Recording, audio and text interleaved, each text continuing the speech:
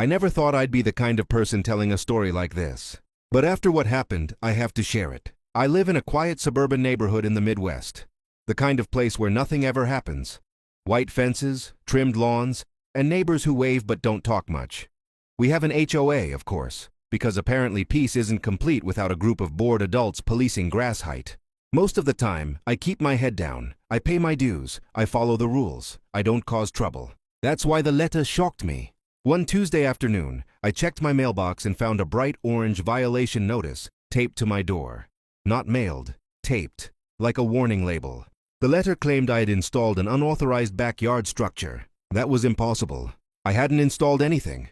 No shed, no deck, no fence, nothing. I called the HOA office immediately. That's when I first heard her voice. Sharp, condescending, slow, like she was explaining something to a child. She said, "We've had complaints. The board is very concerned." I asked what structure they were talking about. She sighed loudly and said, "Your child's play tent." I laughed. I honestly thought it was a joke. My 6-year-old son had a small, foldable play tent in the backyard. One of those cheap fabric ones. It wasn't anchored, it wasn't permanent, and it was visible only if you literally stood on your tiptoes and looked over our fence.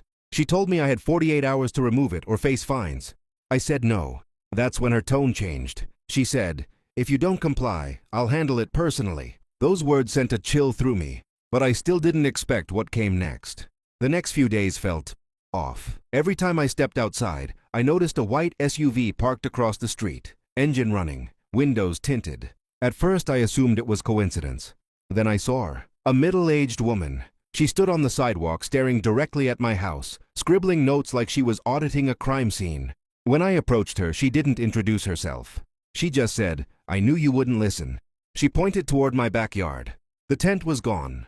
I had already folded it up and put it in the garage. I even emailed the HOA photos as proof. But that didn't matter to her. She said, "Compliance isn't just about removal, it's about attitude." That's when anger started bubbling up. I told her she was trespassing and needed to leave. She smirked and said, "This neighborhood belongs to all of us." After that, things escalated fast. I started finding footprints near my side yard. My fence gate was slightly open one morning, even though I always lock it. One evening, my security camera caught her standing inches from my window, peering inside. That's when fear replaced annoyance. I reported it to the HOA board. They did nothing. They said she was very dedicated and meant well. I upgraded my security system that same night. Thank God I did. It was around 11:30 p.m. My son was asleep in his room. I was in the living room watching TV when I heard a faint noise. A scraping sound. At first I thought it was an animal. Then I heard a soft thud. My heart started pounding. I stood up slowly and turned off the TV. That's when the sound came again, closer this time, from the hallway. Suddenly the house alarm exploded into life. Loud, piercing, deafening. Red lights flashed, sirens screamed, and then I heard my son yelling my name. I ran toward his room, but froze, because halfway through my living room window was her face. The HOA woman, her eyes wide with panic, one arm inside my house, one leg still outside, stuck halfway through the window she had forced open. She screamed, "Turn it off! Turn it off!" My son, terrified but alert, had hit the panic button on his bedroom keypad, exactly like we practiced. I shouted at her to get out. She claimed she was conducting an inspection. Through my window, at midnight. Police arrived within minutes. She tried to explain. She stuttered. She cried. She blamed me. None of it worked. The officers didn't buy her story. Not with the pry marks on my window. Not with the security footage. Not with my terrified child shaking in my arms. She was arrested on the spot for attempted burglary and trespassing. But it didn't end there. Once her name hit the police report, everything unraveled.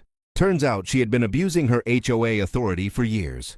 Threatening homeowners, entering properties without permission, issuing fake violations. The HOA board went into full damage control mode. They suspended her immediately. Then homeowners started coming forward. Stories poured out.